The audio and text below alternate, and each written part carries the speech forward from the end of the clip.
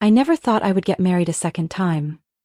After a disappointing first marriage, I told myself I would live alone, focus on my career, and enjoy life on my own terms. But then, fate led me to Daniel, a man completely different from my past. He didn't just show me what real love was. He made me believe that happiness was still waiting ahead. If there's one thing I am certain of in my life, it's that I have never regretted my decision to get divorced, and even more so, I have never regretted choosing to move forward with Daniel. I am 38 years old now and have been married to Daniel for 5 years. We don't have children, but that has never been an issue between us. Instead, we cherish our marriage in our own way, always making time for each other no matter how busy life gets. Daniel is a man of his word. He has never missed any of our date nights. Every month on our small anniversaries, he plans something special. Sometimes it's a simple dinner at home with wine and candles. Other times it's a short getaway to the seaside, a place I love. With Daniel, I always feel valued, something I never truly experienced in my first marriage. Tonight is no exception. Daniel made a reservation at an upscale restaurant right by the San Francisco Bay. He told me the place had a breathtaking view of the ocean, with twinkling lights reflecting off the water as night falls. I had been looking forward to it all week, not just because of the restaurant but because I knew that being with Daniel would make everything feel special. I once thought love was a luxury that wasn't meant for me, but perhaps I was wrong. That evening, the restaurant Daniel had chosen was even more beautiful than I had imagined. Perched on a cliff overlooking the bay, it was surrounded by large glass windows, reflecting the warm glow of golden lights. Elegant white tablecloths covered every table, with flickering candles adding to the ambiance.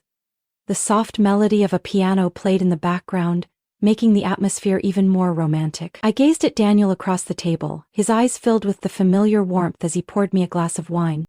"Do you like it?" Daniel smiled, his voice deep and gentle. "I love it," I replied, unable to hide my happiness. We enjoyed our dinner, our conversations flowing effortlessly. Daniel always knew how to make me feel at ease and appreciate every moment together. I thought tonight would be perfect, a peaceful anniversary celebration, untouched by the past. But fate always seems to have a way of testing people. As we neared the end of our meal, Daniel stood up, gently kissing my forehead before stepping away. "I'll be right back. Wait here for me." He left the table to head to the restroom, while I turned toward the large glass window, letting myself get lost in the beauty of the ocean at night. I didn't know how long I had been staring, lost in thought, until a familiar yet distant voice spoke from behind me. "Still love watching the ocean, huh? But for someone like you, no matter how beautiful the sea is, it won't change reality." My entire body froze. A chill ran down my spine as I slowly turned my head. And then I saw him. Jim Turner. The man I once called my husband 10 years ago. He sat down right in the seat Daniel had just left, as if it belonged to him. A wave of discomfort washed over me, but I forced myself to stay calm. Jim hadn't changed much since the last time I saw him, still wearing that smug expression, his narrow eyes filled with condescension. His suit looked expensive, but his face bore the undeniable marks of time. He no longer had the sharp, confident appearance he once did. I crossed my arms and kept my voice steady. "It's been a long time, Jim." Jim scoffed. "Ha, I never thought I'd run into you in a place like this. So, you can actually afford a fancy restaurant?" He glanced around before leaning back in his chair, smirking. "Or is this a special occasion? A once-a-year anniversary dinner you had to save up for?" I exhaled, feeling nothing but pure disgust. He was still the same. Still looking down on me. Still acting as if he were somehow superior, even though we had long ceased to be a part of each other's lives. "That's unfortunate, Jim, but you're wrong." I offered him a small, knowing smile, meeting his gaze directly. "I'm here because my husband wanted to bring me, not because I had to save up, and certainly not because I couldn't afford it." Jim let out a loud laugh, shaking his head. "Your husband, huh? Some average nobody? Don't tell me you were dumb enough to marry another broke guy." I didn't respond, only looking at him with unwavering calm. Jim, emboldened by my silence, leaned forward, crossing his arms. His voice dripped with mockery. "What is it? Don't tell me you're still wearing cheap clothes like before, or maybe your new husband isn't any better than me, just barely scraping by. bringing you here once and then dragging you back to a miserable life? I remained silent, but deep inside, a slow-burning anger was beginning to rise. I didn't regret leaving this man, but I despised the way he continued to treat me like a joke. I glanced toward the restroom, hoping Daniel would return soon, but just at that moment, Jim let out a chuckle. Or maybe, he said slowly, his eyes gleaming with mockery, you still haven't told him about your past? About the fact that you were once married to Jim Turner, a successful man? I narrowed my eyes. Successful? I let out a laugh, unable to hold it back. Really? Are you still a successful man? If that's the case, where's your wife? Or are you out here alone, hunting down old flames to vent your frustrations? Jim clenched his jaw, his expression darkening for a brief moment. But before he could respond, a deep, steady voice spoke from right behind me. Excuse me, but you're sitting in my seat. I looked up. Daniel stood there, his face calm, though his sharp gaze was clearly assessing the situation. And from the way he was looking at Jim, I knew. This wasn't over yet. Daniel pulled out his chair and sat down beside me, his eyes briefly scanning Jim with a cool indifference. I could see his composure, but I also knew that Daniel wasn't the type to tolerate disrespect easily. Jim leaned back in his chair, crossing his arms over his chest with a smirk. Oh, so this is your husband? He slowly looked Daniel up and down before scoffing. He looks decent, I guess, but let me guess, he's not exactly wealthy, is he? Just another average office worker, right? Daniel didn't respond immediately. He simply took a sip of his wine, then set the glass down on the table, his gaze sharp but his tone steady. I don't think I need to prove anything to you. Jim burst into laughter, dripping with sarcasm. Oh, you're smooth, I'll give you that. But let's be real here. I know exactly what kind of woman Sandra is. She never had anything of her own. If you married her, that must mean you're not much better off yourself. I tightened my grip around my wine glass. Not because Jim's words hurt me, because they didn't. But because he still had that same attitude, still saw me as someone beneath him, even after all these years. Jim tilted his chin up, his voice full of arrogance. I'm different. I come here all the time. This restaurant is one of my favorites, not just some place I visit on rare occasions. He turned to me slowly, his smug grin widening. You must have saved up quite a bit just to be here tonight, huh? I didn't respond, only staring at him in silence. But Daniel calmly placed his hand on the table, his voice still composed yet filled with meaning. You say you come here often? Of course, Jim leaned back with a shrug. Unlike you two, I can come here anytime I want. I make enough money to enjoy the finer things in life without worrying about it. At that moment, a woman approached our table. I recognized her immediately. Monica, the woman Jim had left me for. But now she no longer had the glow of the past. Her face was etched with exhaustion, her skin had lost its youthful vibrancy, and her eyes were filled with tension. The dress she wore seemed elegant but no longer fit properly, as if it had been bought years ago. Monica placed a bill on the table in front of Jim, her voice sharp. They said you need to pay now. Jim flinched slightly but quickly regained his arrogance. He pulled out his wallet, though his movements were slow, as if he was calculating something. Daniel glanced at me, then leaned in slightly, speaking just loud enough for me to hear. Do you really think he comes here often? I didn't answer, but a small smile played on my lips. Jim handed his credit card to Monica, who passed it to the server. The server, however, hesitated before looking at him apologetically. I'm sorry, but this card has been declined. Jim's face darkened immediately. Monica crossed her arms, glaring at him. You said you come here all the time. Why is your card declined? Jim stammered awkwardly. Maybe there's an issue with the bank. Let me try another card. But just as he pulled out a second card, Daniel let out a quiet chuckle. Seems like things aren't quite as you claimed, huh? Jim shot Daniel a glare, but he had no comeback. I could see his hand clenching tightly, as if trying to suppress his frustration. Monica let out a tired sigh, shaking her head. This is the last time I go out with you. She turned and walked away, leaving Jim sitting there, stunned and humiliated. I leaned back in my chair, slowly lifting my wineglass to take a sip. So, you said you come here often? Looks like tonight was an exception then. Jim gritted his teeth but had nothing to say. Daniel simply smiled, then placed his hand on the table. Our dinner is finished, my love. He looked at me, his gaze gentle. Shall we go? I nodded, rising to my feet alongside Daniel. Jim remained seated, watching us leave. and for the first time in years I felt completely free from the shadow of my past. Jim tried to salvage his dignity after Monica left. He cleared his throat, attempting to regain his confidence.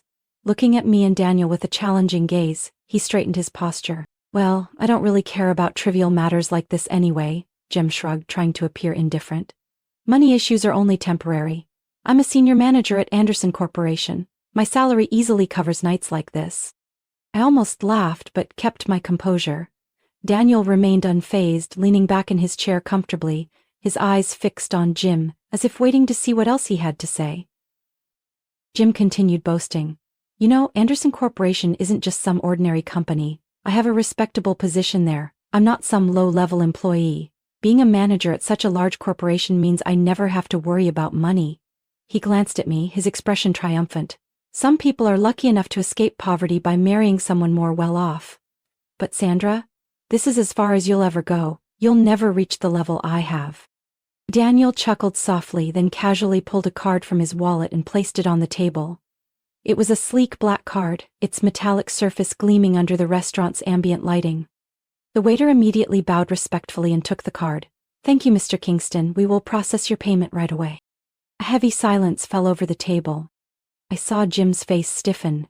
He stared at the card as if he couldn't believe his eyes. What? He stammered, his eyes wide with confusion.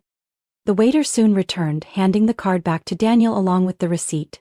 "Thank you very much, Mr. Kingston. It's an honor to serve you." Jim furrowed his brows. "Wait, Kingston?" He turned to me, suspicion creeping into his voice. "Don't tell me it can't be." I gave him a small smile, crossing my arms as I met his gaze directly. "My husband is Daniel Kingston, the chairman of Anderson Corporation." Jim froze. His mouth opened slightly as if he wanted to say something, but no words came out.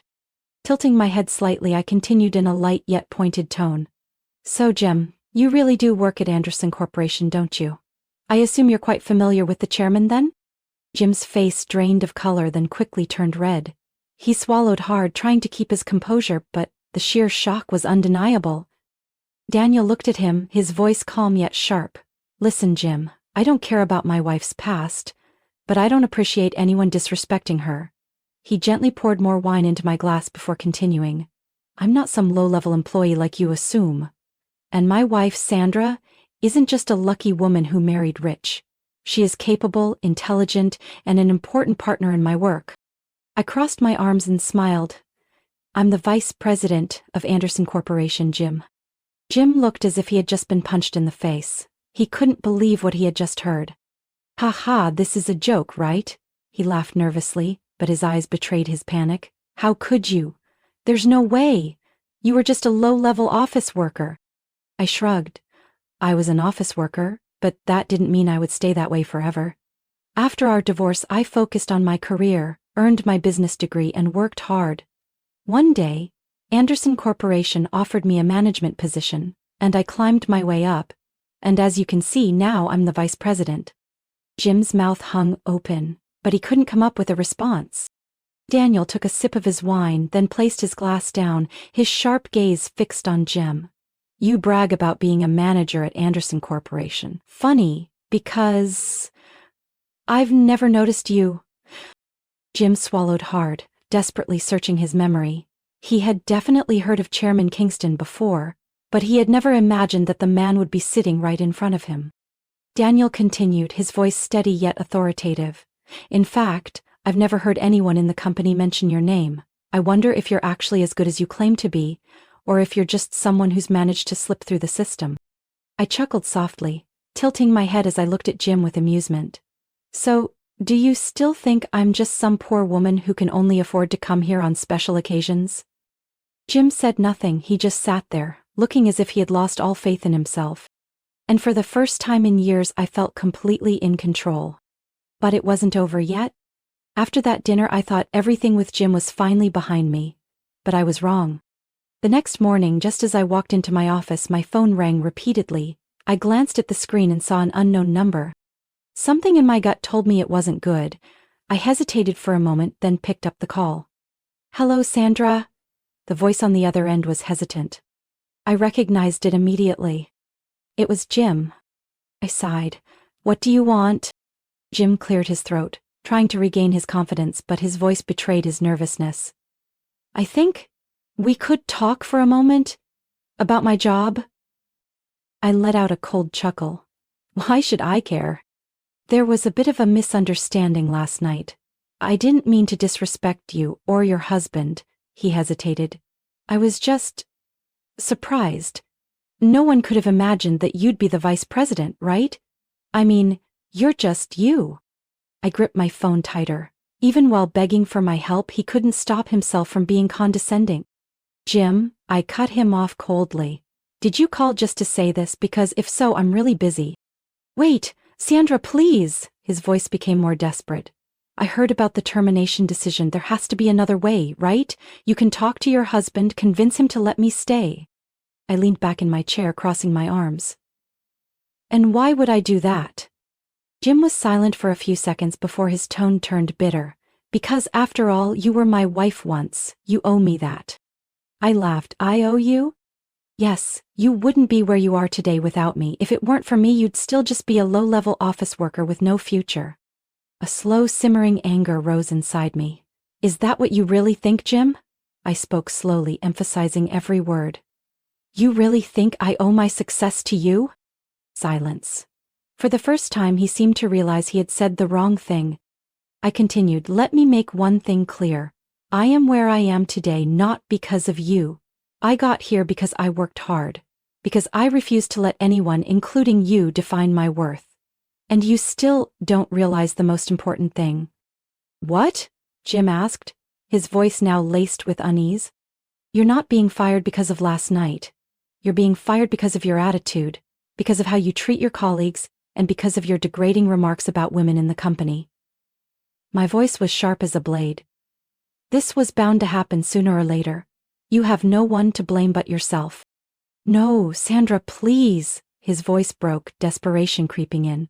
I know I messed up. I didn't mean to. That's just how I talk. You know me, right? I was just exaggerating a little. I shook my head even though he couldn't see me. No, Jim, you weren't just exaggerating a little. You disrespected me, you disrespected the women in the company, and now you're facing the consequences. He panted, as if desperately searching for a final excuse. Daniel is there, isn't he? He asked quickly. Let me talk to him, I can explain. I scoffed. Do you really think my husband will listen to you after everything you've said? Jim was desperate. Please, Sandra, I'm going to lose everything. I can't lose this job. I sighed, then responded coldly, then you should have thought about that before opening your mouth and insulting people. And with that I hung up. A few minutes later I walked into the conference room where Daniel was reviewing a stack of documents. He looked up as soon as he saw me, as if he already knew what had happened. Jim called you, didn't he? His voice was calm. I nodded. He begged me to help him keep his job. Daniel leaned back in his chair, exhaling slowly. I figured he would. I shrugged. He still doesn't see his mistakes. Daniel nodded, then picked up his pen and signed the document in front of him. Then let him learn this lesson the hard way. I glanced at the paper. Jim's termination order. And for the first time in years, I felt completely at peace. But Daniel didn't fire Jim immediately. Instead, he made a decision I hadn't expected. He reassigned Jim to the Ohio branch. I knew about that branch. It was a tiny office in a remote town, nearly forgotten by the corporation. There, Jim wouldn't have a large team, no opportunities for advancement, and most importantly, no authority to exploit. When Jim received the reassignment notice, he reacted furiously. No, I can't go there, he practically shouted during his meeting with HR. I'm a senior manager, you can't send me to some place like that. Daniel simply looked at him, his expression cold and unyielding. You have two choices, Jim. Either you accept the transfer or you resign. The decision is yours.